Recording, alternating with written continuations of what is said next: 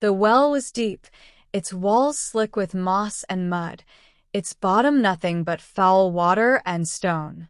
When Lira struck the ground, the breath tore from her chest in a ragged gasp. Her limbs ached, her side burned, but she was alive. Barely. Above her, shadows leaned over the edge of the opening. Their voices hissed down with cruel satisfaction. Let her rot there. That's all she deserves. A fitting end for a traitor's daughter. Then the shadows were gone, replaced by the round circle of daylight and the silence of abandonment. Lira pressed trembling hands against the stones, her scaled skin bruised and raw. She was a Lari, one of the emerald-skinned people of Miras 9, but even among her kind, she had never been welcomed.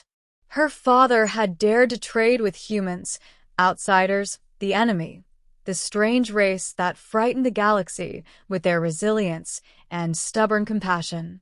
For that, he had been executed, and for being his child, she had been cast aside. Now, discarded like waste, she sat in the cold well, shivering, whispering to herself, "I don't want to die. Not here. Not like this." Hours stretched. The sun shifted. Hunger gnawed. Thirst scraped her throat raw. Finally, desperation shattered her pride. "Help!" she screamed, her voice echoing up the stone shaft. "Please! Somebody! Anybody!" Silence answered. Silence, and the faint ripple of dirty water. Her chest ached with sobs. She closed her eyes, her voice breaking. "Even if it's a human, please. Don't let me die here." High above, in the quiet of a broken trail that skirted the old village, a human named Daniel Hale stopped in his tracks. He had been walking for hours, his pack heavy with supplies. He was no soldier, no trader, no ambassador. Just a surveyor, sent to chart mineral veins in the hills. Humans were not welcome in Miras villages. They came here at their own risk. But what he heard stopped him cold.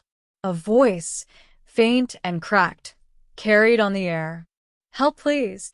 Daniel dropped his pack and ran toward the sound. Through the thicket, past an abandoned shrine.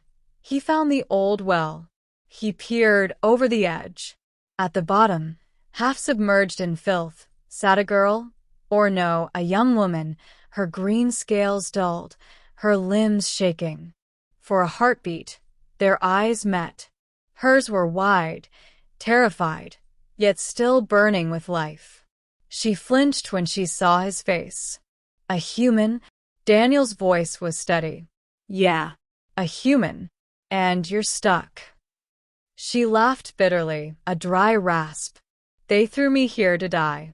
Why would you help me?" "Because you asked," he said simply.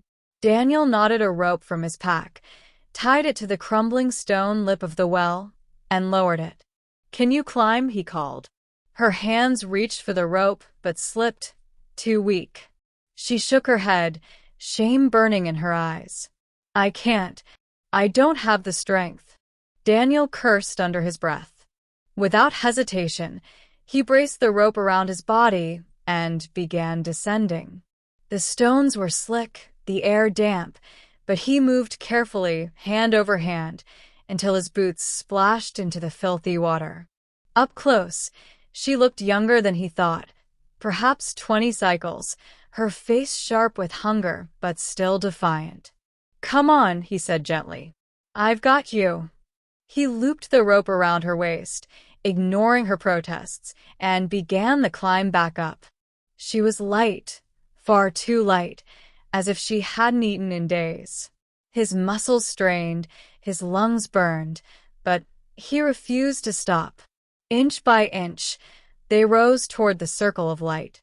Finally, with one last heave, he pulled them both over the edge and collapsed on the grass, gasping. The alien woman lay beside him, coughing, then turned her head. Her voice was hoarse, disbelieving. You saved me." Daniel gave a tired grin. "Guess so." He built a fire nearby and heated water from his canteen. From his rations, he broke a bar in half and handed it to her. She hesitated, staring at it as if it were a trap. "Why?" she whispered. "Because you're starving," he said. Eat. Her hands shook as she brought the food to her mouth. Tears welled in her eyes as she chewed slowly, as if remembering what kindness felt like. "My name is Lira," she murmured at last. "Daughter of Varen." Daniel nodded. Daniel, son of no one important. A faint laugh escaped her lips, bitter and soft. "If my people knew you helped me, they would call you cursed." He shrugged. "Then it's a good thing I don't care what they think." Over the next days, he nursed her strength back. He kept camp near the hills, away from watchful eyes. He gave her water, food, warmth, and above all, patience. At night, by the fire, she told him fragments of her story. How her father had been killed for trading with humans. How she had lived in the village's shadow ever since an outcast. How, finally, they had dragged her to the old well and thrown her in.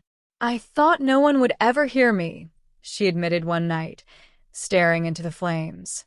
"Or, if they did, they would walk away."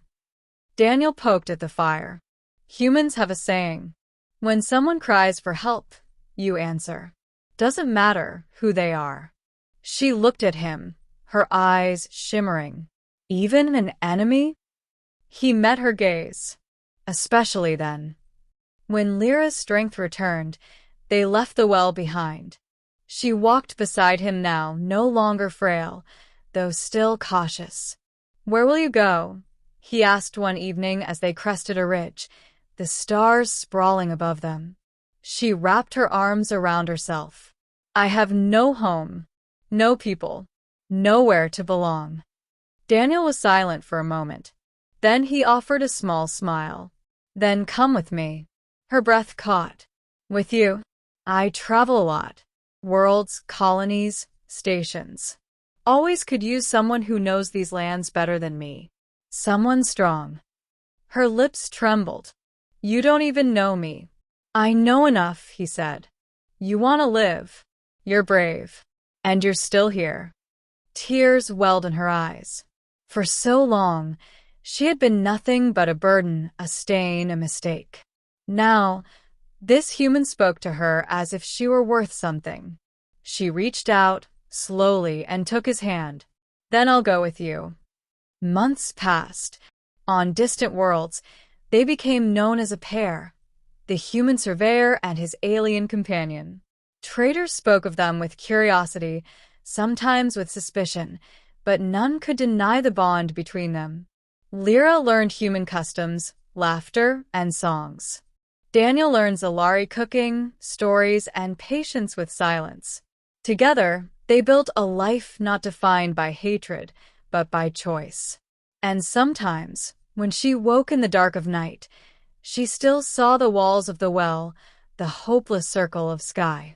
But then she would feel his steady hand around hers, and remember, she had cried for help. And only a human had answered. And that had made all the difference.